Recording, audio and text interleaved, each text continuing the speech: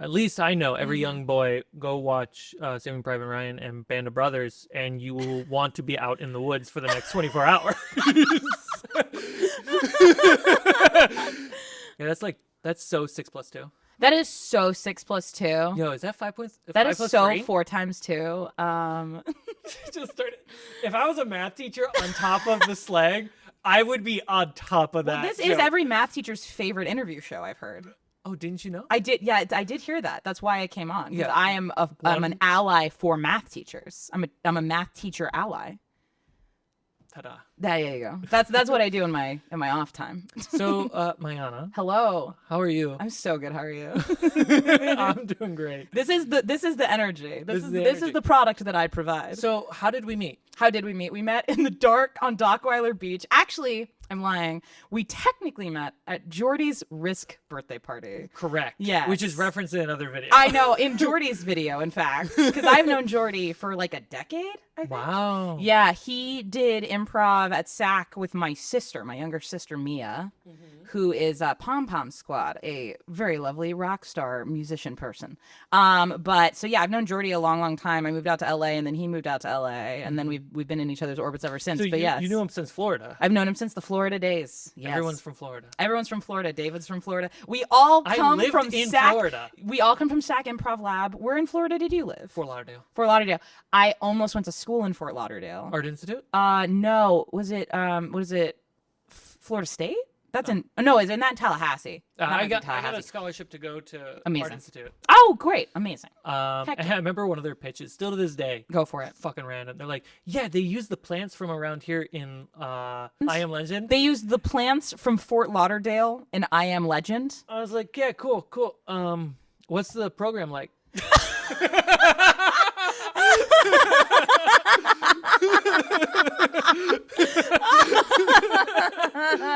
We don't have one. Art Institute just got sued by the federal government, and all the Pell Grants that were associated to it wiped off the map. Incredible. You heard it here first, folks. I love great. it. I love when schools get sued. Yep, it's great. That was apparently a booming market for scam artists to get involved. Schools or like institutions? Well, institution's still going. Institution's still going. Yeah. That one's the original grift. The first grift was a guy going, "Hey, if you give me money, I will give you knowledge." Yeah. And then that's how we ended up here, I would say. But we met at Jordy's Risk birthday party. Yeah. But then we really didn't meet until David's Dockweiler Beach nighttime birthday party. And then we just got stuck on the beach, afraid that the cops are coming. Everyone digging out sand trying to make a bonfire where no one had the materials to start a fire. Correct. On the day where apparently everybody was at Dockweiler Beach. Making their own fires, but the materials needed to make a fire. Exactly. It was a beautiful night where we talked in a parking lot in the dark. But we vibed. Yeah. And then now that's why we're here. You had longer hair then. I did have longer hair then. I barely can remember because it was you have dark hair and it was in the dark. Yep. And then the next time I saw you, it was this. Yes, absolutely. And now it's fading from my memory. I'm rebranding. And so literally, it's like face tracking. Yeah, it's just whoop. Yeah, That's there you all go. I have in the memory. There you go. You are my Face ID. You are my iPhone. How's my Instagram doing? How's my bank account actually? You know what? I don't want to know. Don't worry. Yeah. Don't worry about it. 10%. Yeah, and then we played a game. Oh my god, it was so fun. Cocaine Owl Bear. Cocaine Owl Bear. How was Cocaine Owl Bear? I had so much fun with Cocaine Owl Bear. Tell me what was so fun about it. Well, one, the concept is just delightful. I think you original idea. I'd never seen Cocaine Bear before, and so I watched it. Obviously. Why are you sorry? I loved it. It's just an insane experience, and then we were like, "Please do." It was so insane in the theaters. I stood up and clapped at the waterfall when it was falling. I was like, yeah. Compared to Vegas, I did it. It was great. I don't need to do it again. I love a movie that takes a swing, and I also love a movie that has like a unique voice and like sort of a unique reality onto itself. And I think Elizabeth Banks is a wonderful filmmaker. So I had a whole wonderful time with that movie. I didn't know it was a Lord and Miller production as well, which makes sense actually when you like think about it for longer than 2 seconds. well, my thing is, the cast. The cast is fabulous, and they all know what kind of movie they're in. Right, but then what's his name who plays Han Solo? Oh yeah, mm-hmm. He's like, would that it were so simple. Which he's is like, his I'm line gonna in show Hail up Caesar. thinking that this is the last job I'll ever have. Oh yeah, yeah. And it's like, what are you doing in this movie right now, bro? You're making me care.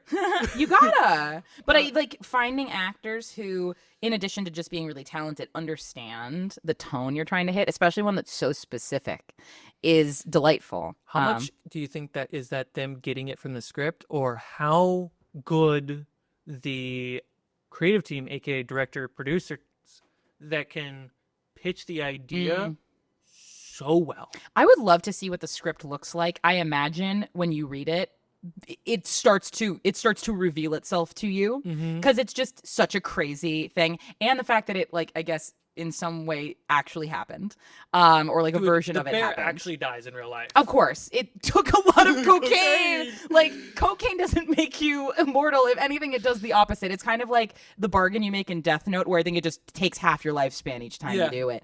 But I think that I think Elizabeth Banks, just because she's such a comedy person, I imagine that the communication on set about what they were trying to do was super clear. Yeah. Everyone clearly was like, show up to set, and just based off some of the takes that you're seeing in front of you, it's like, just do this. Yeah.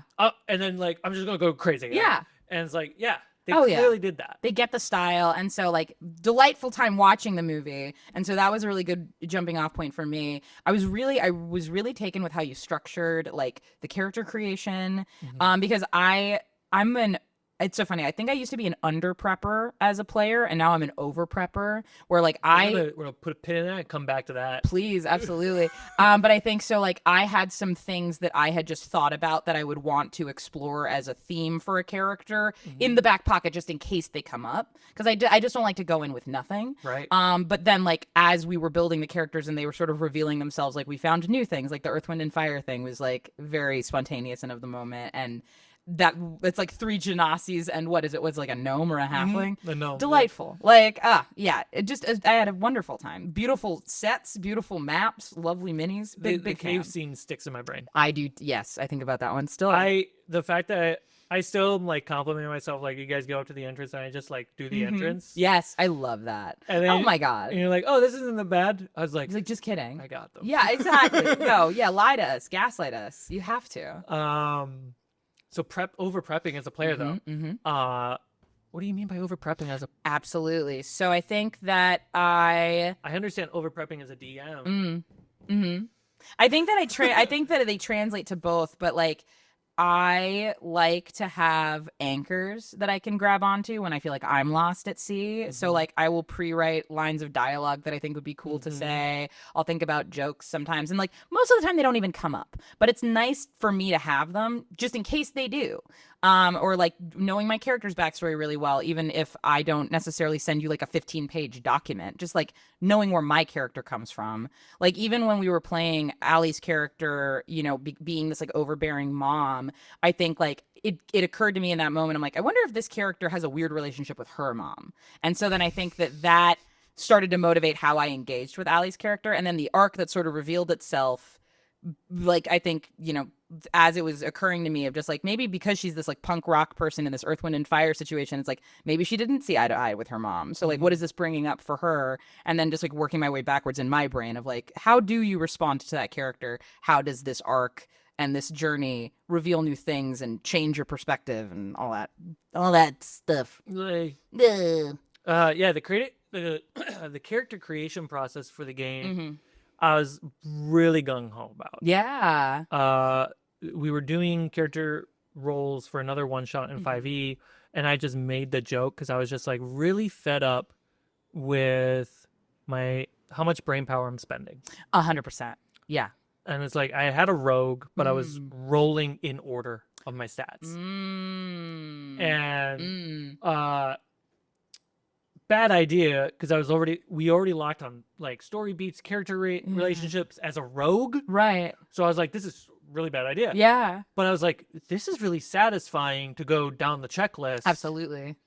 And so I was like, you guys can't pick a class. Yeah. Make everything else. Yes. can't pick a class. Yeah, because then it reveals to you what class makes sense through the stats. Through the stats. Yeah, And it's a fun way to do and it. I like calling it the arcade method. Yeah. Oh. You go to the arcade, you play a game, put your quarters in, have a good time, go home. Okay. Yeah, that makes sense to me. I like that. And I really like that approach Mhm. more and more. And if it's like, if the game says in the prep of the game, we're picking our classes prior for whatever reason, obviously we're not going to play that way. Yeah. Yeah. But if we're not talking about classes and we're Yeah. just talking about our characters and their backstory, it's Yeah. like quickly lock in place. Yeah. Hey, we're not making our classes right now. Right. Make that happen later. Yeah. And everyone's just got to deal with it. Yeah, because I think like starting with your class, it can sort of limit in some ways, I think, what kind of character you want to make from a personality or backstory standpoint. But I think backstory and background,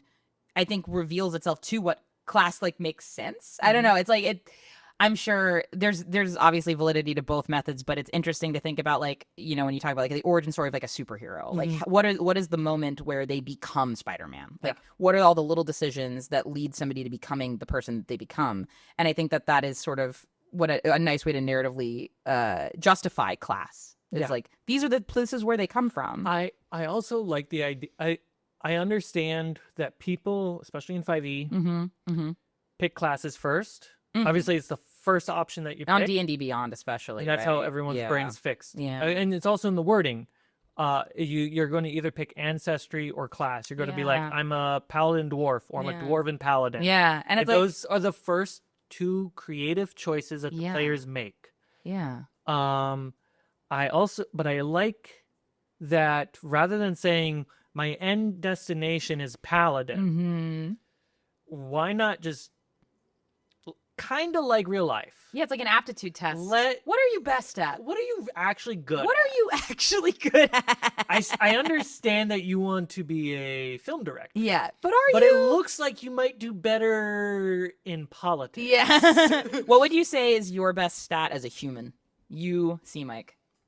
Not Riz. Why this thing? Constitution. Sometimes, some days. But then other days where my chronicle migraines kick in, it's not. Yeah, there you go. Maybe it is Constitution because I survive chronic migraines.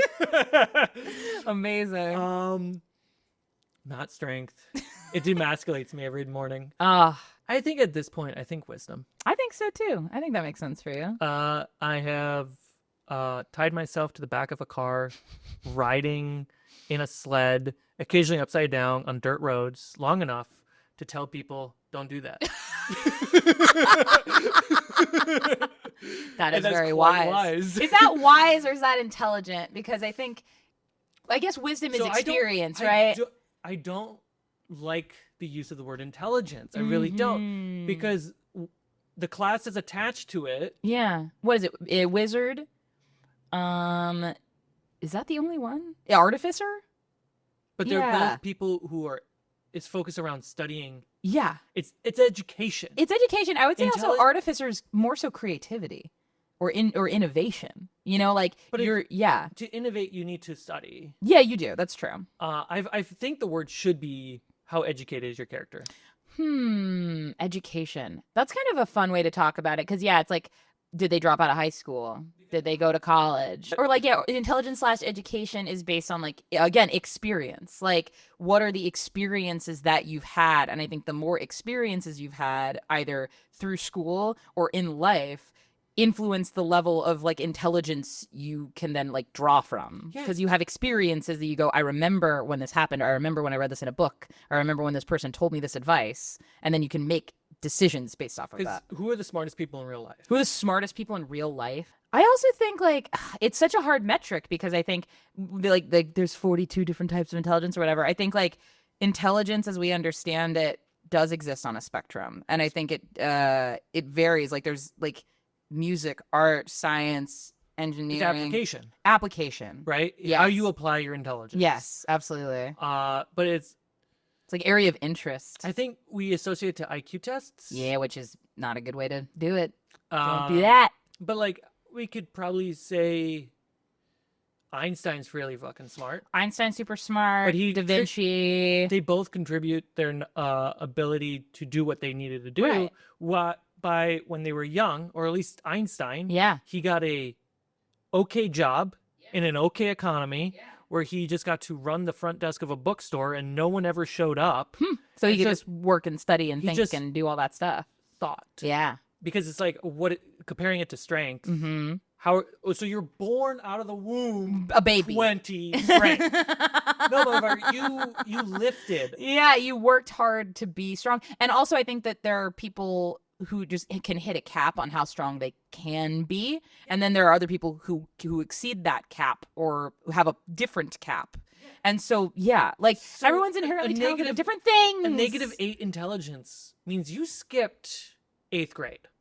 A -8? If you if you have a +8. if you have an 8 in intelligence, so minus like 2 or 3, Uh-huh. like you skipped 8th grade. You missed it. You missed it. You missed it. You missed what you needed to learn in 8th grade. Yeah. You missed it. You You're gonna have to go back at some point probably and learn it. and I feel like wisdom then is more of like Ethereal, like awareness. Yeah. You can perceive the context. Yeah, you can perceive it. I also think that there's maybe some sort of weird folding in of intuition into wisdom. I think like wisdom is synthesis of maybe more ethereal or like harder to parse ideas. Feelings, what is it? Like empathy, like Yeah. yeah, Some crazy person Oh, yeah? said it just right. some maniac, Uh, some renegade. charisma, the skill of charisma Uh-huh. is the ability to manipulate others Yeah. illogically. Yes, absolutely.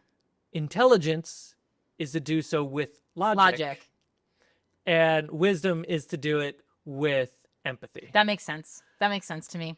So it's like all three can be used to manipulate somebody. Yes. How are you manipulating them? And how and when that person is being manipulated, what do they think they're receiving from you? Mm-hmm.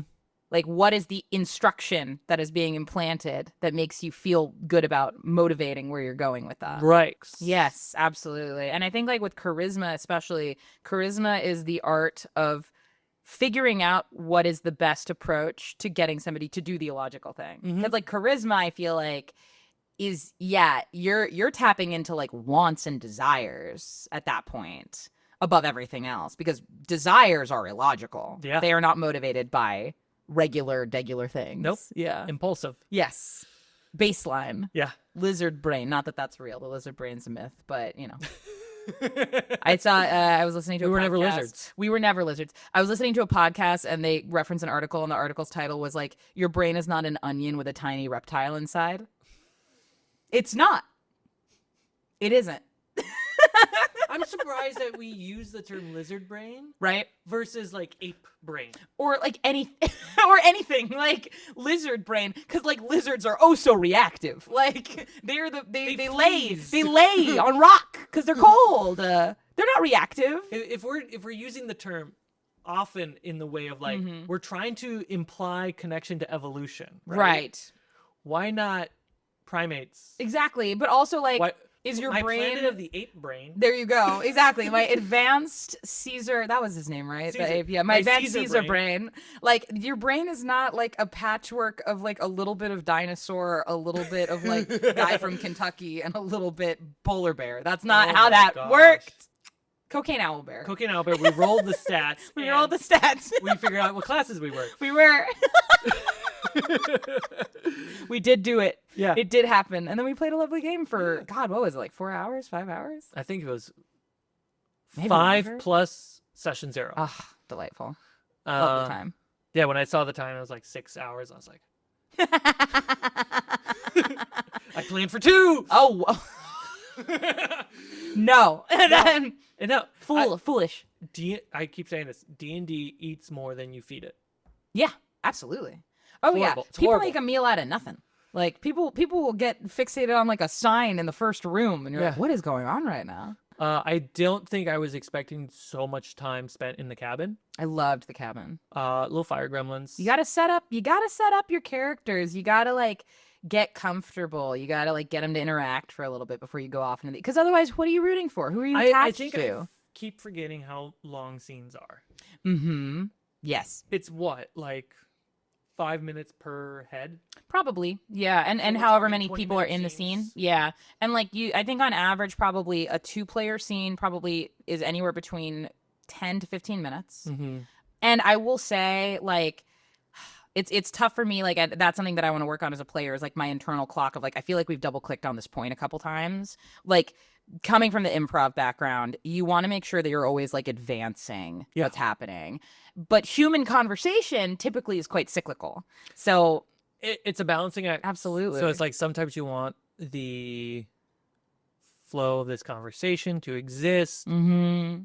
and then you also have to be like, we hit this. Yes. We got to Move on. Unless new information is being revealed, like we cannot keep hitting the same point. Mm-hmm. We have to advance this.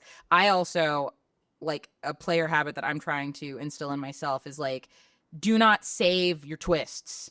Don't get the information out. Do it. It makes it more interesting. Like, always escalate. Always top yourself. I remember when I played Curse of Strahd, Mm-hmm. I played a one-armed human wizard, Cool.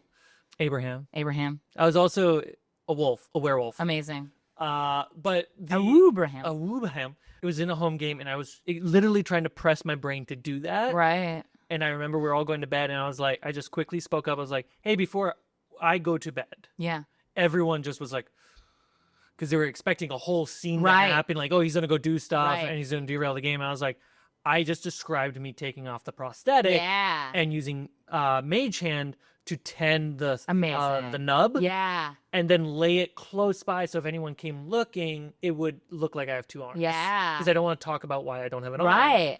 Great. Delicious. It was a scene that I described, not that is important to my character, because Mhm. it can just exist in my head. Right. But it was, I want the rest of the players to be aware that their characters don't know a certain thing about me. Right, of course. Yeah. Cuz I like and the way that you incorporated that I feel like is super organic. Like that would be if you were on an adventure, probably how you find out somebody doesn't have an arm versus I think which is just as fine, but it's like if you can find a more interesting and actionable way to play it, which is something like in writing that we talk about all the time that I think about a lot is like if you can say it in action, do it that way versus saying it in dialogue. Dialogue's great. It's hard in this space. Yes. But you can describe But it it's a novel as in that you case. exactly. Yes. Absolutely. And like if you can describe it using descriptive words or action like you did in that wonderful example, that I think is more compelling and more memorable for people than if you're like walking and be like, by the way, I don't have this arm's fake. Like, you know, like that not as interesting. But I also think, like, if you're a DM or another player Right. and one player does that, Yeah. let's say a new player Of course. or a child is Oh, playing, yeah. they're going to do that. Yeah, they are going to do that. And so I've learned that the skill of improv isn't being able to come up with something on the fly. No. The skill of improv is building a library of reactions. Yes. So that way your brain just goes, I remember. this one, Yeah. do this. Yeah, you have a deck of cards and you can just like play. You can play your Dark Magician Girl whenever you want. You're like, Yeah. boom, there we go. Yeah, My Yu-Gi-Oh, was it Silver Dragon? there you go. Blue Eyes White Dragon, Blue Eyes White Dragon, that's what it was. Obelisk. Yeah. Oh my gosh. And I didn't figure that out until I was watching Chugga Chugga. Oh. My brain just didn't process it. Uh-huh. And I was getting so frustrated, like, I don't know how to react to this. And then when I started DMing, I was like, getting stuck at a lot of points. And it was, when somebody tells you, hey, to be better at what you're doing, you should take some improv classes. Yes. What they're actually telling you, your library of reactions and life experience is too It's little. limited. Yeah. You need to expand your Yeah. experiences Yeah. and go fuck up. Absolutely. Ben Schwartz, who's a really great improviser, on an interview a long time ago, I guess he had said he was writing scripts, and all of the scripts that he was writing were like about improv, or like he had a hard time finding ideas for scripts because all he was doing was sketch comedy and improv comedy all the time. Right. And somebody, I guess like a mentor of his or something, was like, you have to go to like the zoo Like you have to like go have other experiences because Go obsess over something. go obsess over something because like when they say like write what you know, they're not literally saying like literally write your life. They're like write something that's true to an experience that you've had, a relationship, a friend, a dream. And you can't access those things if you are just sitting in your room all day like intellectualizing your Correct. life. You have to like actually go out and have experiences. So the reason and the way my brain was primed for this thinking of like realization watching Chugga Chugga. Masking. Boom. There you go. ASD and ADHD masking. There you go. Where I have to find ways to pretend in front of people and fake charisma. Yes.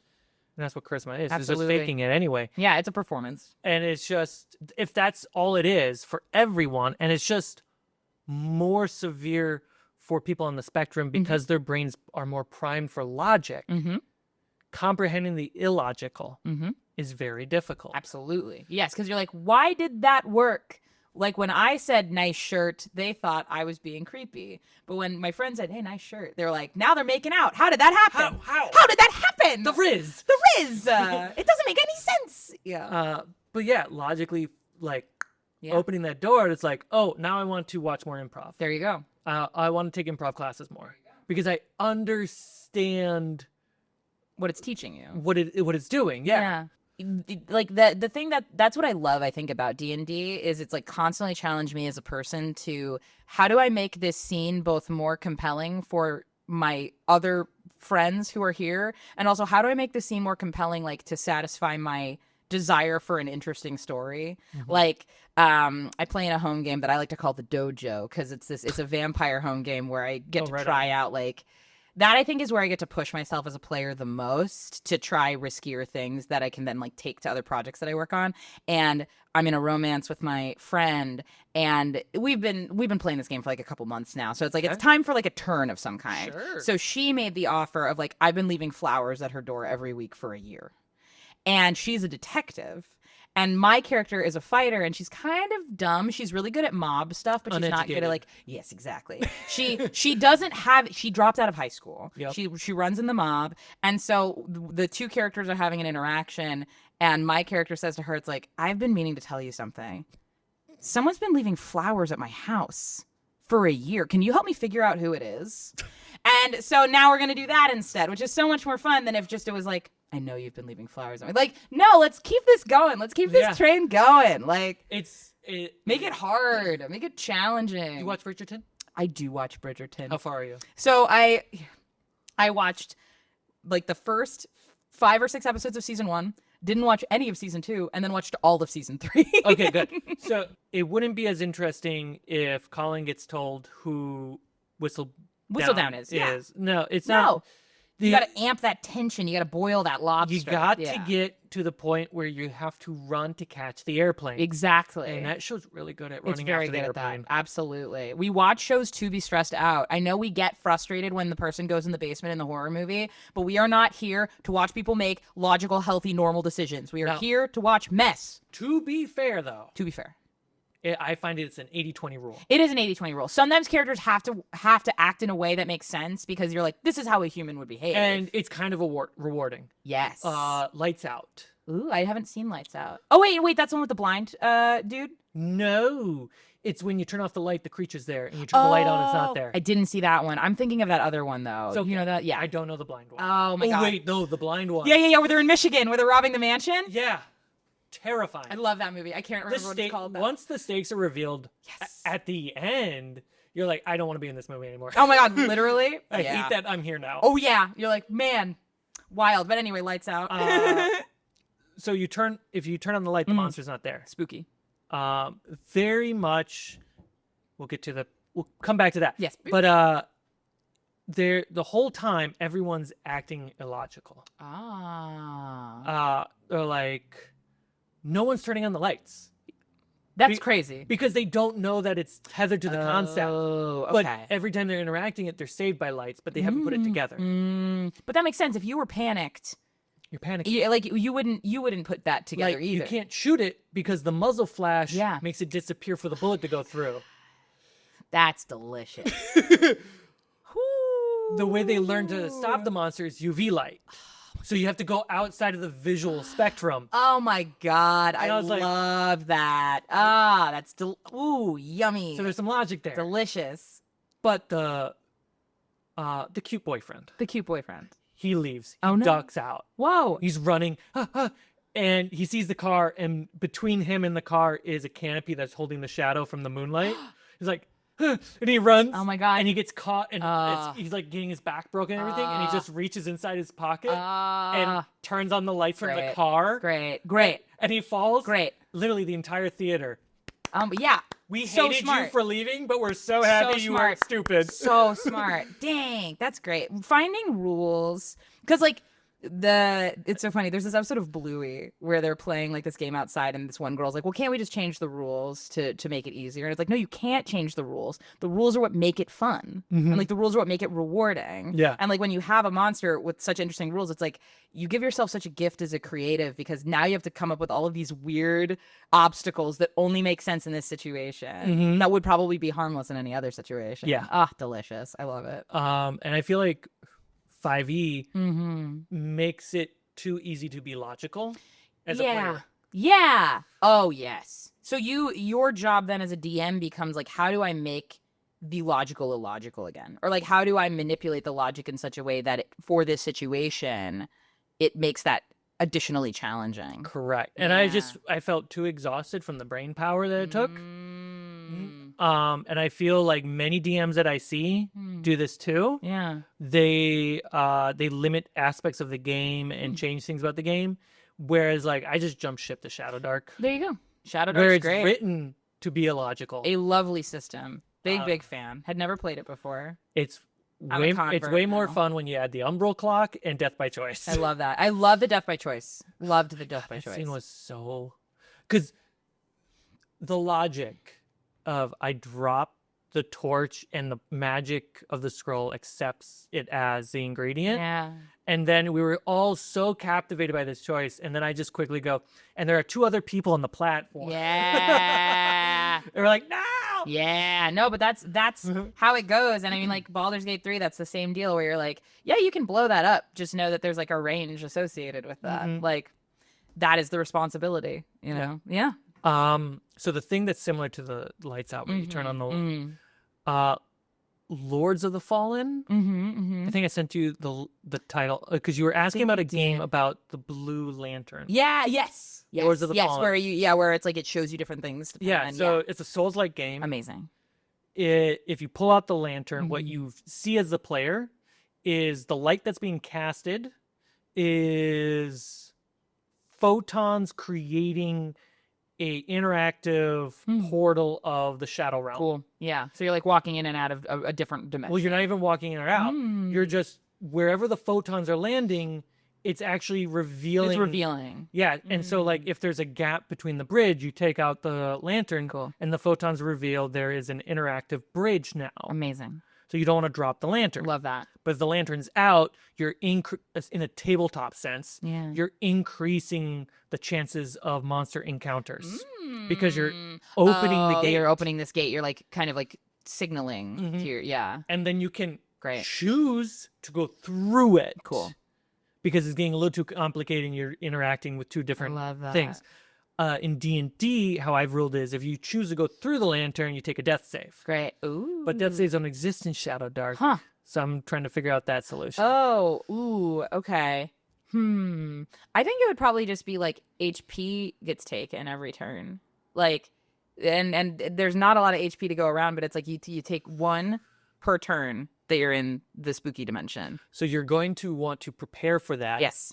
With get an extra backpack full of potions. There you go. Yeah, if you can. Mm-hmm. But what if you don't have time for that? Run. Exactly. Run.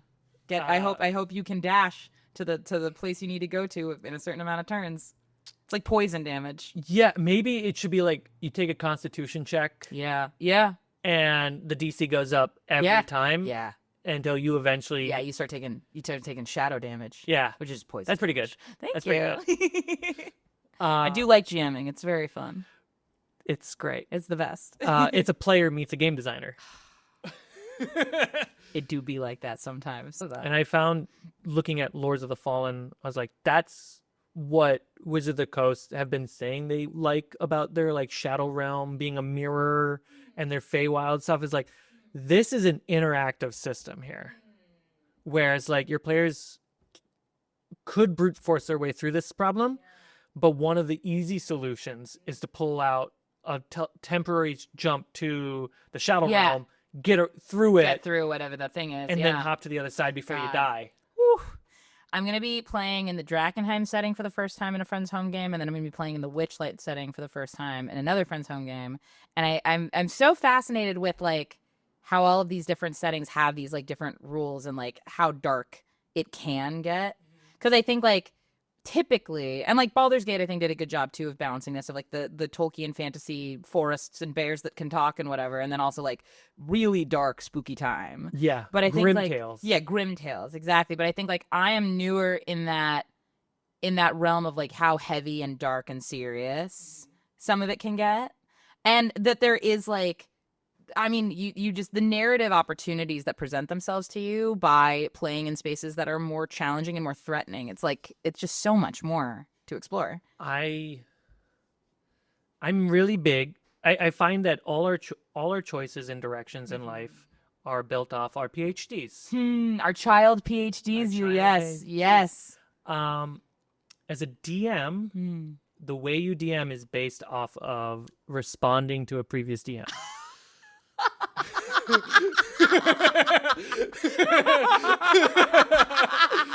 That is so funny because I would say my DMing style is very whimsical.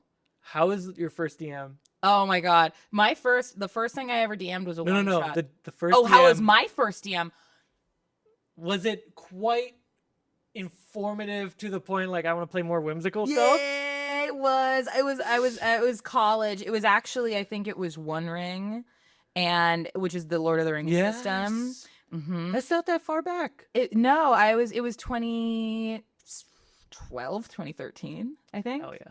Yeah, and I was playing with so what's so interesting is, so I got my BFA in acting, but I was friends with a lot of pre-med kids. And so I would go do my acting classes, and then I would hang out with my boyfriend at the time and all of his pre-med science friends. And so they wanted to play tabletop. Intelligence through the roof. Intelligence through the roof. Not a lot of wisdom, I would say. And you can quote me on that. But yeah. What were the three things we said? Logic, empathy, illogical. Illogical. So there was a lot of logic in the room, not a lot of empathy. Nope. I had a litmus test that I would do. It was like a Rorschach test, and it's very rudimentary, and I haven't used it in years. But I remember I would ask all of my friends, "What is your favorite like fantastical or like IP thing? Like what is it?" So like somebody would say like Jurassic Park or like Lord of the Rings or whatever it was, and then I would ask, what is the thing that you love most about that thing? Is it the characters in the story, or is it the setting itself? And more often than not, my science friends would always say setting, and my theater friends would always say characters. And so I found that super like revelatory. It was just fascinating how like it always lined up that way. But so we were playing One Ring, and I like Lord of the Rings, but I'm not as well versed in that lore. And so I was playing an elf. And I really we like encountered Gandalf, and I remember asking, "Can I become a wizard someday?" And Gandalf was like, maybe I'll teach you one spell if you do this thing for me. And I was like, yeah. But I remember like, again, because it's my first time playing, I was making, I guess, like bad player mistakes of like, I was acknowledging that the DM existed. I was like, the sky's being so mean to us today. Like that kind of stuff. That's such a fun joke. Thank you.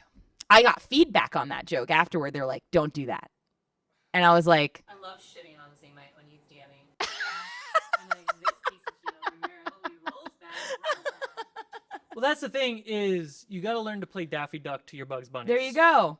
You gotta. And so I think like weirdly enough, I guess that is the core of my D&D experience. I was like, why is this so unfun? Where's the fun? We're playing a game. Tell me about you as a DM. Oh my god. Okay. Let's see the PhD build. The PhD build. So I think like I just recently did an actual play for Pixel Circus, and Congrats. Thank you so much. I'm very excited. Everything talks. Everything. Doors, the dark web, freaking like anything that can talk does talk, and it usually has like a silly little guy voice. Like I think the dark web was like, "Hey, what do you need from the dark web? What do you got? What do you need from me? Hey, Wait till you watch Knight's Tale. My I voice can't game wait. goes Oh, crazy. I'm so excited. Yeah, and so I think like I have a couple one shots that I run. I have not, outside of this Pixel Circus thing, I have not run a full campaign myself as a GM. What do you define as a campaign in that case? Like a game that runs for multiple sessions and finishes. Okay. So I finished this campaign. It was 4 sessions. So that one's completed. We might do a season 2. Who knows? We don't know what's gonna happen. But everything else I've run has been a one shot because one, I want to play with a lot of different friends and the commitment level is much lower, especially for like friends of mine who I don't get to see super often. And also I think it's a good challenge for me as I continue to develop skills in these different spaces of GMing to try and just explore different things in a more short form time frame. So I have one heist one shot, and then I have one like kind of spooky mystery one shot that I've run a couple times. And it is the thing that's, and it's not groundbreaking, I'm sure, as you have run many more things. It's like every time I run What's this, ever on that wall? yeah. That's all that counts. That's a lot, though. I would say there's 10 Polaroids on the wall. That's a lot. That's a lot of Polaroids. 9 games. 9 games. The 2 of the That's a lot of Polaroid- games. That's a lot of games. But I run this one shot called the Dark Horse Theater 3 times, and it is so different every time. Think like it's so fun to see different players interact with like the same like core items you've created for And them. what changes from there? It's delicious. I love it so much. And that I think that's the thing that I'm enjoying the most as I've been GMing. I was like, let's say researching how to DM all last year, but I've only really started GMing this year. Yeah. And I've been a player for years. You're essentially priming your brain. I am, yeah. But you have to just do it, Nike style. You gotta but go run, trip over, fall, There you go. face plant, get back up. There we go. What's funny is I am a very anxious person and I'm a very insecure person. And like coming from theater, you're just like constantly like worried and whatever. And every time I GM, even if like it didn't go the way I expected, I always walk away feeling really good. Which I don't know if if that means I'm terrible at it. No. It's very rare for me to walk away from a game like, yeah, it's satisfying. Because there's a lot of like inside baseball going in your head. It feels good to do it. If it feels good to do it, and that's why I'm always asking, hey, did you guys have fun? Oh yeah, and stuff checking like in, that. feedback, like all that Because- stuff's great. Because I validate me by what I give others. Yeah. So it's like, hey, did you guys have fun? Yes. Yes. Yes. Yes. Are you all lying to me? Because ASD, Riz, not good. yes. Are you guys? Yeah, it's like, are you being nice to me because you think I'm a pathetic basket case, Because I just took 6 hours of your life. or because you actually had a nice time? Lie to me. Lie to me, please. lie, please. But I think, and there are GMs in the space. As you said, we all have an experience with a GM that I think influences how we like to GM going forward, much like a parent with a child. Yep. But I think 100%. like GMing feels so generous in the same way that caretaking does, where you're thinking if you're doing it the way I think it's best to be done, you are constantly thinking about how you can provide the best service to the people that you're playing with. It's not really about you. Yeah. It's about what you're giving of yourself. There are no. Let's put it this way: in the world of the tabletop space, there are no players people pay to have at their table, but people pay to have dungeon masters. 100%. Therefore, 100%. dungeon masters are service givers. Yes, they are service providers. Players are not. They're No, consumers. they are like there's this acting principle called radiating and receiving. I know. I love it. Are you a celestial body or are you a solar panel? There you go. There you go. And like we had to do an exercise where we had to kind of like practice just like the act of like, what does it mean to receive and what does it mean to radiate? And typically when you watch scenes in anything, a movie, a play, whatever it is, there's a character who needs something and there's a character who has the thing the other character needs. And you're dancing around how do we get those needs met or not met to continue the tension of whatever the story is. And I think with DMs, it's like DMs are just radiators. Like they have to be. You're have to giving be. so much and you have to. And I think once you realize you're in that position, you realize you have a lot of power. Yes, and and responsibility. yeah. It's Spider-Man. Yeah, exactly. And I find that is where you start to determine people, Yes. is when you give somebody power. Yes. What do they do with it? How do they give it? Yes. How do they hold it? How do they share it? And how do they communicate it to other people? And then I think the rare element is when a player becomes a Radiant player. Gives to the DM. How does the DM react to the sense that at this moment they don't have power? And they get to be a player for just one moment. Yes. Yes. I love being that player for DMs. I try to do it as much as I can because I think like there are moments where a DM gives you an option that isn't really an option. It's them asking you to just go through the door. Could you go through the door? Do you want to go through the door or do you want to go through the window? The door's right there. I'm clearly saying go inside. Yeah, exactly. Like there I was playing in somebody's home game and they're like, "Okay, you hit this threshold and you know that if you take another step forward, you're going to be in an arcane barrier." I'm like, sick, I take a step forward. Let's fucking go. Like, I'm not going to stand outside of the place where the story is happening. Yeah. That's not what's interesting to me. That's not what I'm here for. That's not what I'm here. That's not the service I'm here to provide as a player. Like, we'll get to the Radiant and receiving, aka selfish and selfless. Yes. Yes. We'll get back to that. We've had such a great talk so far for the last hour-ish. Hell yeah. Let's talk about Story Quest. Let's talk about Story Quest. Oh, yes. One of my favorite topics of discussion. What is Story Quest? Story Quest is an actual play platform created by me and some of my lovely friends to tell bite-sized, heartwarming narrative stories on the internet. We are focused on accessible storytelling, short form campaigns, a rotating cast of lovely players, both from inside the community and maybe people that haven't been discovered yet, but that deserve that platform and deserve an opportunity to present the lovely talents that they've maybe been working on at home in their home games. So our first season is called Supernova. It's set in the Spelljammer campaign, or in the Spelljammer setting. I'm a player in that campaign. I play Plasmoid Bard, and I had just such a fun time with it. I am so grateful that I'm a part of this project. It's something that I feel just like a deep passion and excitement about, and we're at a very interesting time with Story Quest because we have finished shooting our first season, and we are in the wonderful landscape of post-production. We love post-production. It's so fun watching it over and over again. Yes. One person in post? Yeah.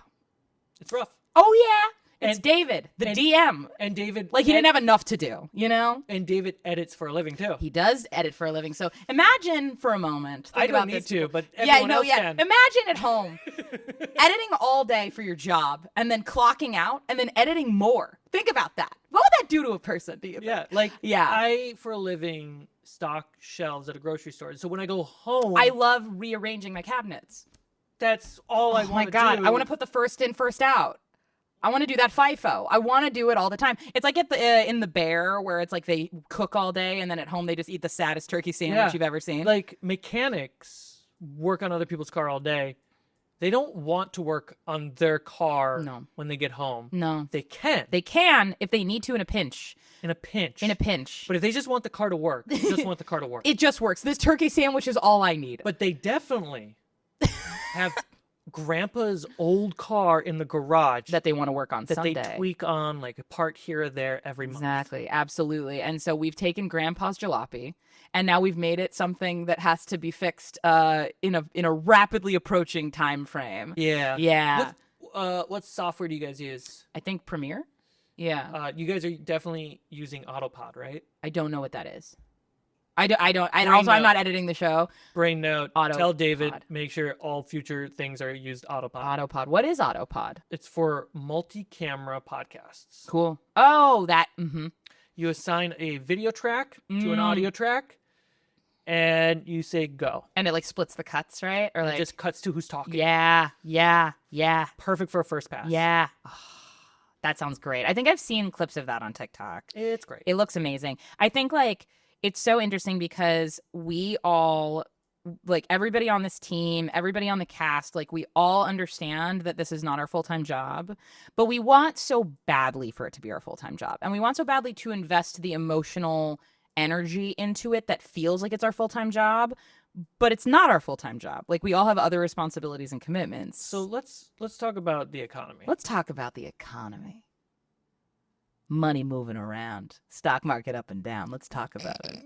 We're jazzing up in here. Yeah, we're risen. we're risen. So in the past, the people who were able to do what we're trying to do Mm-hmm. got to make it their living. Celebrities. Yeah, Let's call them who they are. yeah. And then the people in the beginning of the decade Mm-hmm. were, I think, some of the last people able to do this. Yeah, the movie star as an idea, I think, has evolved a lot. Creative professionals have to be good at so many things. You have to essentially be like a one-person production studio. An editor has to be a post-production team. Absolutely. And we're seeing, like, in the writing field right now, you're not allowed to just be a writer. No.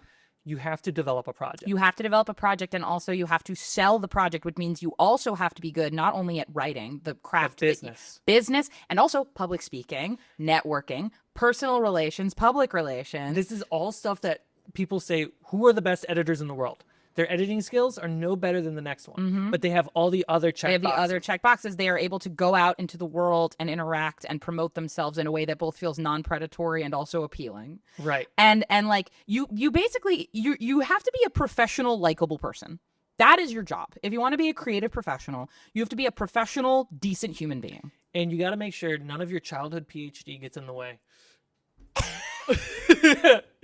Or that If you got a problem with authority, if you have a problem with authority, if you have a problem with transparency, if you have a problem with communication, if you have a problem with humility, if you you have to be sharing. You have to be sharing. You have to be sort of like a flame. You moving have to and absorbing and growing. like deep Yes. dive for every morning, every shower, every gym visit, Mm-hmm. every toilet visit. Mm-hmm. You have to deep dive in Alan Watt quotes. And be reminded that you have to burn the ego down. You have to burn the ego down. You cannot have an ego. You just can't. You can be confident, but you can't be cocky. Like it's the America Ferrera like monologue from the Barbie movie. It's like there's so many things you have to be all at once. But it's not impossible. It's just really hard, which is why a lot of people don't make stuff for a living. It's so much easier to talk about how cool your theoretical project would be than it is to actually 1% of the 100%. There you go. Ideas are disposable Yes. content. It's like a disposable camera. Yeah. And so we're out here trying to make a thing, and we are trying to make it in a way that is sustainable to us while also maintaining the different commitments and obligations that we have in our lives while still being super passionate about it. I don't think you're going, not you specifically, or StoryQuest, StoryQuest.tv. .tv? I think the you as in everyone are never going to be able to do it for full time. No, unless you get really lucky. It's the closest analogy. White privilege. White men, like myself, who identify as European. Oh, well, there you go. There you go. There you go. We got the spotlight, Yeah. right? For multiple different reasons Yeah. outside of individual white men's control. You're the sometimes. recipient of a series of crazy coincidences that have spanned long before Exactly. any of us were born. Yeah. And now we have to share the space. Absolutely. Sometimes sharing means not just you don't get to do it. Right. It does mean making sure other people do it. Yes. But the problem is those who are creating the spotlight, they're not adding more lights. No, they're just like, this is the one This spotlight. is the one light. So you guys all take turns and we'll just deal with the electric bill. And you're like, wait, come back. Explain that to me again. Like, it's hard to have a discussion about it's not just diversity, it's also equity, which is why like diversity, equity, and inclusion is the thing you want to hit, because there's you have to level the playing field. The foundation. The foundation needs to I be prefer level. saying the foundation versus the playing field. Oh, interesting. Because just like that image that used to go Yeah, that around, box, the box the one, box thing. Yeah. You're doing the foundation. The playing field is the fence. the Everyone- foundation. Everyone has to look over the 6-foot fence. Yeah. The fence is 6 feet. The foundation. Wonderful. You have to level the foundation. And so I think like we love this space. We all like the thing that unites us all is just our passion for a game that somebody made in Wisconsin 40, 50 years ago. That is a wild sentence to say out loud. Like Yeah. we roll pieces of resin with numbers on them and we talk about it for a while and we think about it all the time and we want to share our passion for that with other people. But I think like it's all of these creative pursuits, they are in some level a little self-indulgent. 100%. Like, But the aspect of like, we're not going to be able to do this our full-time job. no, we can't. Because the same way as white privilege, Mhm. that whole spiel that I just gave, like there's one spotlight and now more people are allowed into the light, Right. but because It's there's a no small more, light still. there are no more spotlights. Right. We're all going to be fighting for the one light. spotlight. Mm-hmm. So, yes, everyone on the internet is able to pursue passions and Yeah, it's the pursuit of happiness. add to genres. Yeah. Add twist, redefine, Yeah. and honestly make better culture. Absolutely. But there's a limited receiving element. Yes, we're of getting more course. radiance. Yes, we're getting a lot of radiance. But we still only have one solar There's panel. only one solar panel. And I think that solar panel is getting increasingly inundated with so much sunlight that we have to kind of figure out what the next phase of that is. Yeah. Like, what does the space look like now? I would say it's probably like phase 3 of its life cycle. And that's a very exciting prospect because I think there's a lot of really wonderful creative people entering the space now who are going to bring something new to again, a very small spotlight, but hopefully within that we can find our little space to get or give whatever we can of that. But it's never going to be, I don't know, it's never going to be as big as these stadium shows and like all of those things. Like it's that already happened. Something else will happen instead, and that's great. Like we don't want to just keep doing the same thing over and over again. Like the Annie Hall quote, which is like a shark has to keep moving or it's gonna die. Yeah, like we have to keep moving into the ocean and find the new next thing, whatever that is.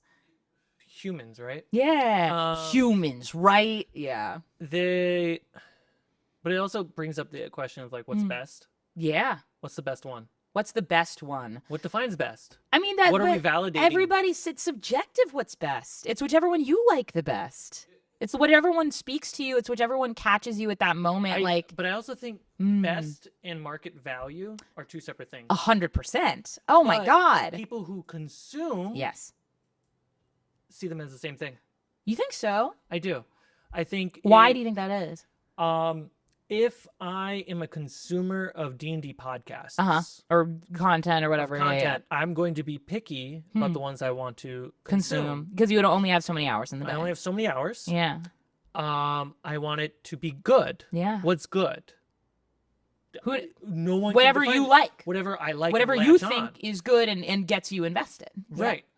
Is it best because you have famous voice actors on it? Is it For best? some people, yes. Yes. Is it best because they make more money Who? or they get more views? Because big number mean better. Yeah, I go back and forth on that all the time. I think viewership is a good metric, obviously, but I think that sometimes Gilbert Gottfried, R.I.P., had this wonderful quote about SNL, which is like for a long time SNL had to be the best in class of comedy on television, but at a certain point it becomes a restaurant in a good location. Yep. And I think that is true of most. There are things, I think that you get invested in people. I think that's the other thing, especially about TTRPGs, is like you start to grow attached to individuals, which makes sense because you're seeing a person who you enjoy reiterate in different spaces, a different character, a different setting, a different tone, a different whatever. Yeah. And so you start to grow attached to creators, and that is where those creators are. Yeah. At that restaurant. But sometimes that restaurant will do a collab with another restaurant, and the people who go, I love TGI Fridays, all of a sudden they're at the Applebee's. And they're like, I love the Applebee's. Did you know the An Applebee's was this Applebee's good? themed Oh my god. party at TGI Fridays. Spoiler alert to the same restaurant. Story Quest is such an Back to Story exciting Quest. Back to Story Quest. Story Dot Quest TV. it's a storyquest.tv. I think it's like it's just been so exciting to be a part of a project that I'm so passionate about with people that I really really love working with. Mm-hmm. And I'm just so proud of it. Like and that's I think that's also the thing that keeps you going when, you know, this space is becoming difficult to parse through for a myriad of different reasons. Like, I made a thing, we made a thing, and we're really proud of it. I want to talk to you about something about this. Speak on it. So, excuse me, Scully. Yeah. Do we getting together Uh-huh. with like-minded people Mhm. and friends? Uh-huh. They can be different. Yes, it can be. To make a thing together. Yeah. How did that come about for Story Quest? Okay. Who was on ground zero first Mm-hmm. and asked for others to come on board? It was David. I think like it started with David. I think David and I have known each other for like 5 or 6 years. I met him through Jordy, and I met him on set of Jordy's short film Roommate from Hell. And at the time, I think like our roads like separated for a long time, but we like stayed connected via like Instagram and Twitter and all these different things. And we both inadvertently found ourselves in the TTRPG community, totally unaware of each other. But then I really wanted to get into DMing, and so I was like, I don't know that many DMs, but I know like this guy has a podcast, and David is wonderful at interacting with people in the community. He's really really good at engaging and supporting and boosting his friends and just boosting creators in this space and whatever it is. He's they got wanna do. genuine riz and wisdom. He does. I would say those are his strongest. He's just a lovely person, and I think he has a lovely energy. He's a huge radiator, and so I think that really draws a lot of people to him. And so I got lunch with him, and I was talking to him about GMing things, and he was just giving me good advice. And then we just kept getting lunch and talking about the different things that like I was working on, that he was working on. And over the course of that, he was like, I really want to be in this space in a different way, and I want to like do the things that I see other people doing and like want to make that thing happen. And the thing that occurred to me was like, I think you kind of have to make your own luck, or like you have to make your own space. And so then he went off and made his own space. He connected with Alex, and then he brought on Jordy, me, Dawson, and now Reed. And we all come from like different backgrounds, different experiences across like film, writing, television production. And we just put our heads together, and like sometimes we don't necessarily understand where other people are coming from, but we hold space for each other to share and to collaborate, and from that we were able to like make this thing. And I think it took like a year and a half. It feels like it's going, if you guys can get over the road bumps Mm-hmm. that are inevitable, Of course, with every creative project there's going to be hard parts. and you're able to I'm going to say it's going to be a 3 to 8 year window where it can just explode as a new media platform. Yeah. Which would be amazing. Yeah. A media platform with the word story in it. Yeah. Oh, is that a bad thing? No, it's great. None of them do. Oh, really? They're all plus. Disney Plus, Netflix. There's just nothing. Yeah, flicks. Yeah, Flicks. that's so funny. I like storytelling as the core has always been our North Star, because like I love games and I love D&D, but more than any of that, I love a good story. I love good characters. I love a good villain. I love a relatable problem that I can attach myself to as a viewer, as an audience member, and like root for a character who wants something so badly that they'll do whatever it takes to get it and come back on the other side and be stronger and better and different. Like that, I think, is why we love any piece of content we enjoy. Is a story that resonates with us for whatever time in our lives that we needed it. Well, is there a piece of content or a movie or whatever it was that hit you at a particular time in your life when you like needed one? Before I went to film school, I wanted to learn how to write a screenplay. Cool. And the whole reason I went to film school was to learn how movies are made. So I learned everyone's job. didn't help because there was no focus. But I was like, oh, I wonder how you're supposed to do this. So I picked up my Halo book, Fall of Reach, and I just, in a notebook, wrote the screenplay. Wow. And I started realizing very quickly, oh, I can't differentiate dialogue to action. So I was like, I'm going to put dialogue in the center. I'll put the characters' names here. And I built on my own final draft structure. Cool. And the story resonated with me because it was like, it's military family background.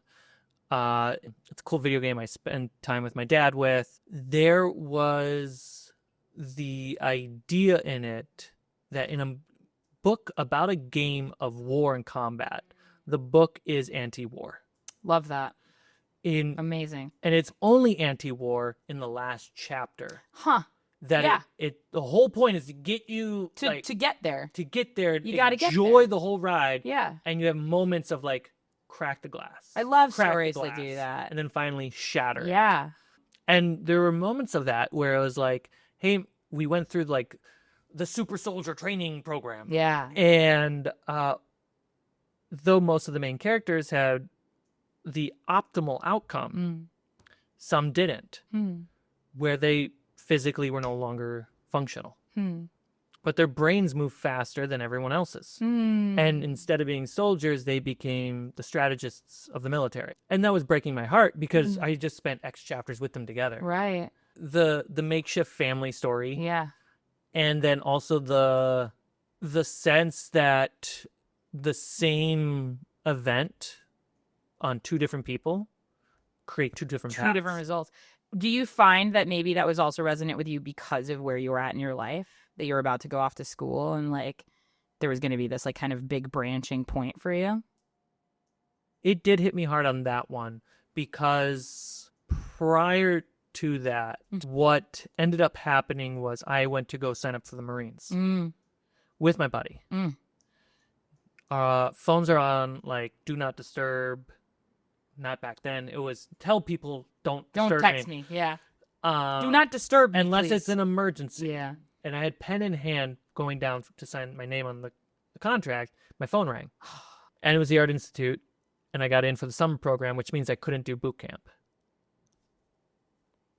And then I came out of the office and I was like, I just can't do it. But we had that talk. And he's like, oh, well, salesman lost, right?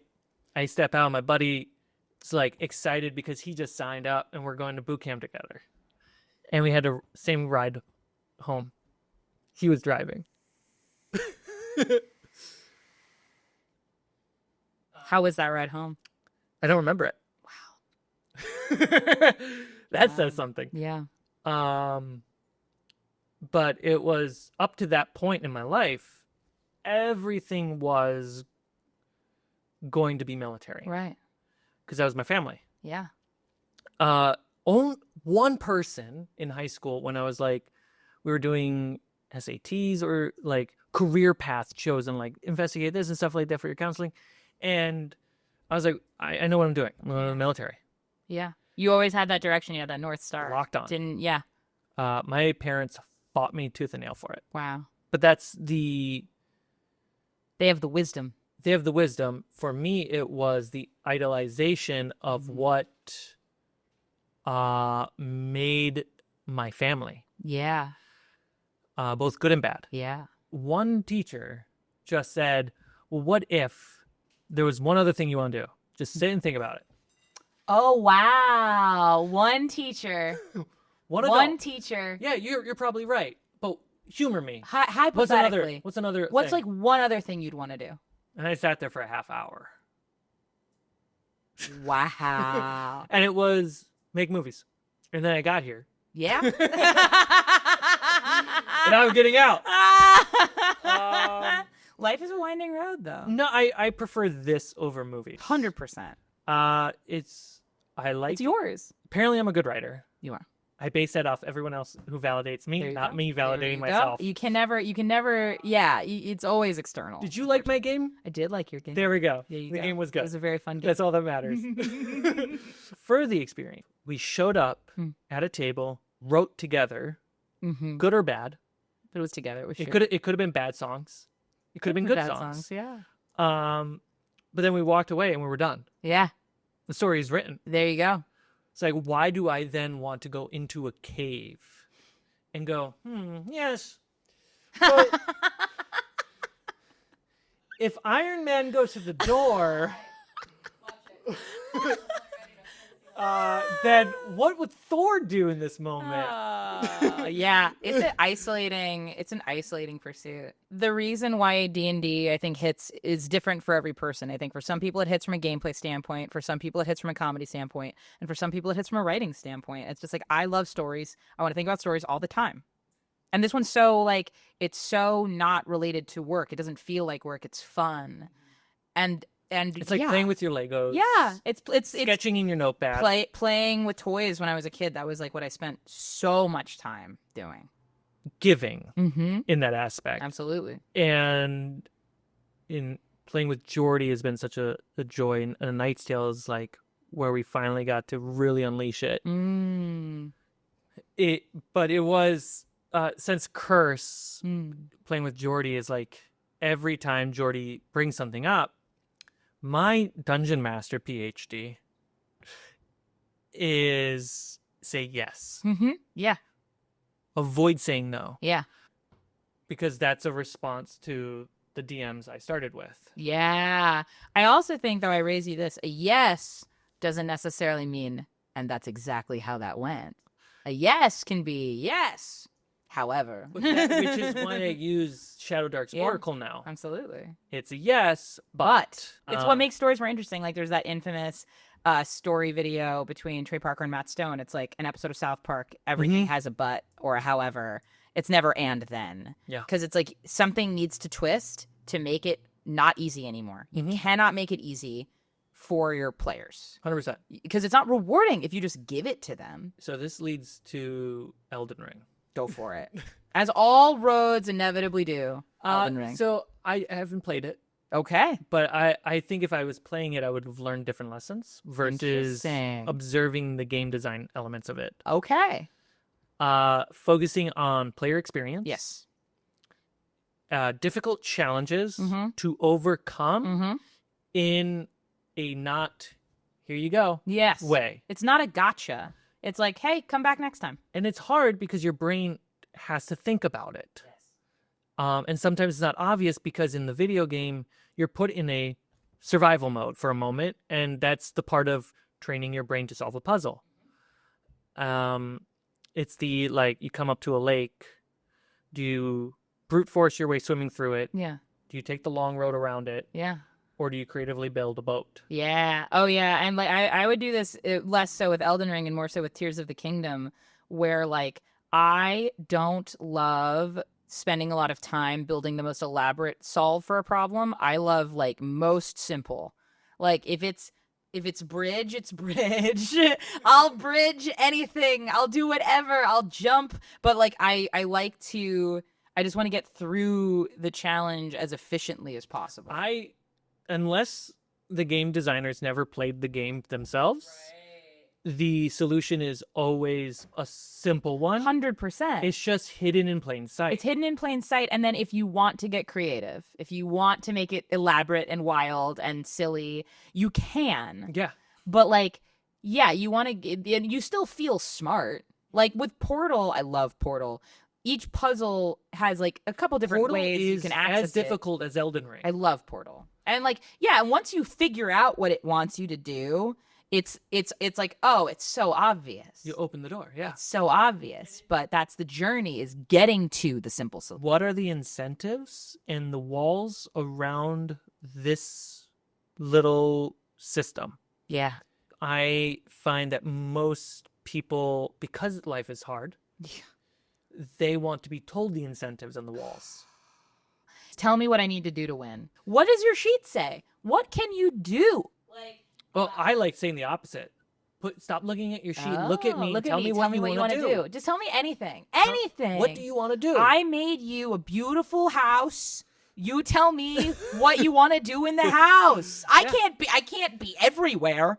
In life, it's so seductive, and I think that's why people fall for easy solutions in life in general, is like, this seems simple, this seems easy, this seems like the thing that will make this, that I won't have to think about it anymore. And it's like, Yes, maybe on first blush, but everything has a cost. Everything has a side effect. If it costs you a lot up front, it will cost you less down the road. 100%. If it's cheap up front, it's good. The It's a dividends lot. are coming for you. and it's like, if I can get you to forget about that, focus on the thing I'm giving you, Mm-hmm. and you just feel good. And it's so fun though. It's so fun. It's the most rewarding thing in the world. And sometimes it pays. Sometimes Not all the it time. pays a little bit, Just just enough to buy a sandwich. Just enough to do it again. And Story Quest. Oh my god, check out StoryQuest, storyquest.tv. Oh my god, I'm so proud of this thing. I can't wait for people to see it. I hope people like it. I hope you have a fun time. I hope you have as much fun watching it as we had fun making it. Thanks for having me. Thanks for being here. Nice time. Bye, everybody. Bye.